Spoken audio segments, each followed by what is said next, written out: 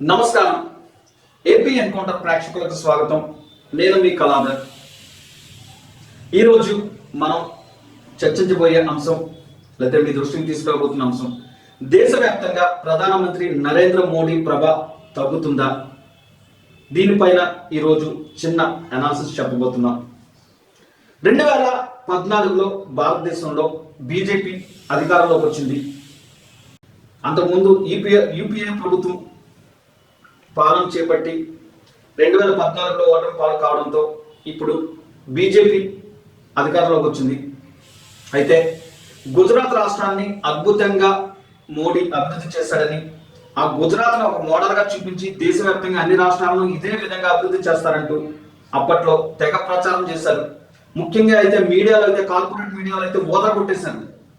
ఇదంతా బాగానే ఉంది. 2014లో బీజేపీ అధికారంలోకి వచ్చింది. బీజేపీ సారథ్యంలో ఎన్డీఏ కూటమి పగ్గాలు చేపట్టింది. 8 ఏళ్లు కావస్తోంది.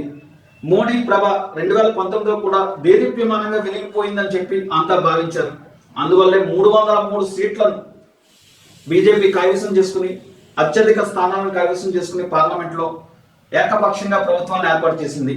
అయితే మోడీ ప్రభ ఇంకా అలాగే ఉందా? దేశవ్యాప్తంగా 2024లో జరగబోతున్న ఎన్నికల్లో మోడీ మరోసారి నెగ్గి ముచ్చటగా మూడోసారి ప్రధానమంత్రి అవుతారా అన్న ప్రశ్నలకు ఇప్పుడు గట్టి సవాల్ ఎదురవుతోంది.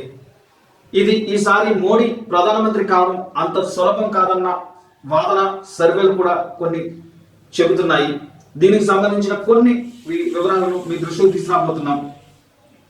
ఇటీవల బీజేపీ పార్లమెంటరీ బోర్డు పునర్వ్యవస్థీకరణ కమిటీ వేసేటప్పుడు ఆ కమిటీలో ఆర్ఎస్ఎస్ మూలాలున్న కొందరు ప్రముఖ నాయకులకు చోటు దక్కకుండా పోయింది. వీరెవరంటే ఉత్తరప్రదేశ్ ముఖ్యమంత్రి యోగి ఆదిత్యనాథ్ దాస్, అలాగే మధ్యప్రదేశ్లో చక్కని పాలకుడిగా పేరు తెచ్చుకున్న శివరాజ్ సింగ్ చౌహాన్, ఇక కేంద్ర మంత్రిగా ఉండి బీజేపీలో కీలక నాయకుడిగా ఉన్న నితిన్ గడ్కరీని కూడా ఈ బీజేపీ పార్లమెంటరీ పునర్వ్యవస్థీకరణ సమావేశానికి ఆహ్వానించలేదు, వారికి అందులో చోటు కల్పించలేదు. అంటే బీజేపీలో కొంతమంది నాయకులు తనకి దీటుగా ఎదుగుతున్నారన్న భయం లోపల మోడీని వేధిస్తుందా అన్న అనుమానాలకు ఈ సమావేశానికి, ఈ కమిటీకి పిలవకపోవడంపై ఇప్పుడు సర్వత్రా చర్చ జరుగుతోంది. ఈ అనుమానాలకు ఈ సమావేశం లేదా ఆర్ఎస్ఎస్ బీజేపీ పార్లమెంటరీ బోర్డు పునర్వ్యవస్థీకరణ చేసేటప్పుడు వీళ్ళకి చోటు కల్పించకపోవడం అనుమానాలకు బలం చేకూర్చేలాగా మారింది. ఇక దేశంలో అతిపెద్ద రాష్ట్రమైన బీహార్లో బలమైన నాయకుడిగా ముఖ్యమంత్రిగా ఉన్న నితీష్ కుమార్ బీజేపీతో కటిఫ్ చెప్పేశారు. బీజేపీ నాయకులకు రామ్ చెప్పి సొంతంగా ఆయన వేరే కుంపటి పెట్టుకున్నారు. ఇప్పుడు వీరంతా అంటే బీజేపీలో కొంతమంది ప్రముఖ నాయకులకు, కీలకమైన నాయకులకు అవకాశం కల్పించకపోవడం, అలాగే నితీష్ కుమార్ వంటి బలమైన నేత బీజేపీ సారథ్యంలోని ఎన్డీఏకి దూరం కావడం వంటి పరిణామాలు బీజేపీని బలహీనపరిచేలా ఉంటాయన్న వాదన వినిపిస్తోంది.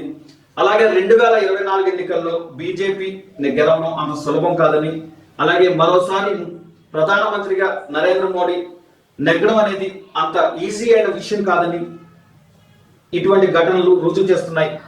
ఇక మరొక ముఖ్యమైన విషయం ఏమిటంటే, తమిళనాడుకు చెందిన ఆర్థిక మంత్రి పీటీఆర్ అనే ఆయన ఇటీవల కొన్ని వ్యాఖ్యలు చేశారు.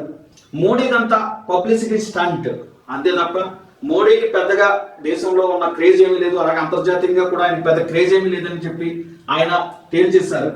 దీనికి సంబంధించి ఆయన కొన్ని గణాంకాలను కూడా ప్రస్తావిస్తున్నారు. ఈ విధంగా మోడీ ఇటువంటి పరిణామాలు, ఇటువంటి వ్యాఖ్యలు మోడీ భక్తులకు మోడీ భక్తులకు అంత రుచించవేమో. ఎందుకంటే మోడీ భజన చేసేవారు చాలా మంది ఉన్నారు. అయితే 2014లో అధికారంలోకి వచ్చిన మోడీ దేశవ్యాప్తంగా ఇప్పుడు 8 ఏళ్ల పాటు అధికారంలో ఉండి ఏం చేశాడు అంటే చేసిందేమీ లేదన్న విమర్శలు, ఆరోపణలు వినిపిస్తున్నాయి. 2014లో అప్పటి యూపీఏ ప్రభుత్వం దిగిపోయేటప్పటికి 60 లక్షల కోట్ల రూపాయల అప్పు మన దేశానికి ఉంది. ప్రస్తుతం అప్పు అంటే 2022 నాటికి 140 లక్షల కోట్లకు చేరింది. అంటే రెండింతలు పెరిగి ఇంకో మరో 20 లక్షలు పెరిగింది అనమాట. అంటే ఇంత భారీ స్థాయిలో అప్పులు చేసి దేశాన్ని ఏమన్నా అభివృద్ధి చేశారా అంటే పెద్దగా చేసింది ఏమీ లేదన్న వాదన రాజకీయ విశ్లేషకుల నుంచి వినిపిస్తుంది. విపక్షాల నుంచి విమర్శలు కూడా వినిపిస్తున్నాయి. అంటే మోడీ ప్రభ తగ్గుతుంది అనడానికి ఇవన్నీ కారణాలుగా చూపిస్తున్నాయి విపక్షాలు. అలాగే ఆయన చేసిన పెద్ద నోట్ల రద్దు అనేది దేశవ్యాప్తంగా ఎంతో మంది ప్రజలను ఉక్కిరిబిక్కిరి చేసింది. పెద్దవాళ్ళలాగా ఉన్నారు కానీ సామాన్యులు మధ్యతరగతి ప్రజలు మాత్రం నలిగిపోయారు. కరోనా వచ్చిన తర్వాత కూడా దేశవ్యాప్తంగా వైద్య సేవలు సక్రమంగా అందక కొన్ని వేలాది మంది చనిపోయారు. అప్పుడే ప్రభుత్వం యొక్క వైఫల్యం ప్రజలకు కనిపించింది. ఇకపోతే ఆర్థిక పరిస్థితి కూడా నానాటికి దిగజారిపోవడం, పార్లమెంట్ లో దీనిపై తీవ్ర స్థాయిలో చర్చలు జరగడం కూడా మోడీ ప్రభ తగ్గుతుంది అనడానికి కొన్ని నిదర్శనాలుగా చెప్తున్నారు. ఇక ఇలాంటి విషయాలు చాలానే ఉన్నాయి చెప్పుకోవడానికి. కాకపోతే మోడీ 2024లో ఈ విధంగా నెగ్గబోతారా అన్నది మాత్రం ఒకటి కీలకంగా మారింది. దేశవ్యాప్తంగా ఇప్పటికే అనేక రాష్ట్రాల్లో ప్రతిపక్షాలన్నీ ఏకమవుతున్నాయి. ప్రాంతీయ పార్టీలు కూడా మోడీ మరియు బీజేపీ నేతలపై తీవ్ర స్థాయిలో ధ్వజమెత్తుతున్నాయి. సిబిఐ, ఈడీ, ఐటీ వంటి నిఘా సంస్థలను వారిపైకి ఉసిగొలిపి దాడులు చేయించడం, విపక్షాలకు చెందిన నాయకులను భయభ్రాంతులు గురి చేయడం, బెదిరింపులకు దిగడం వంటి అనైతిక కార్యకలాపాలకు పాల్పడుతున్నారు బీజేపీ నాయకులు, అదే మోడీ సర్కార్ అని చెప్పి వారంతా తీవ్ర స్థాయిలో ఆరోపణలు చేస్తున్నారు.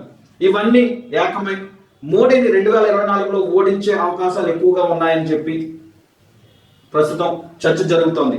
ఇదే ఈ రోజు అంటే మోడీ ప్రభావం రోజు రోజుకి తగ్గుతుంది అనడానికి ఇవి కొన్ని నిదర్శనాలు మాత్రమే. లేకపోతే జిఎస్టీ ఎన్ని సంస్కరణలు పెట్టినా ప్రజలకు ఒరిగింది ఏమీ లేదు. ఇప్పటికే సోషల్ మీడియాలో మోడీ లేదా జిఎస్టీ పేరుతో రకరకాల కామెంట్లు కానీ లేదా ప్రచారాలు జరుగుతున్నాయి. ఇవన్నీ చూస్తే మోడీ ప్రభావం గతంలో ఉన్నంత పెద్దగా ఏమీ లేదు. బీజేపీ నేతలు అధికారం చేసి చూపిస్తున్నారన్న మరోసారి స్పష్టమవుతోంది.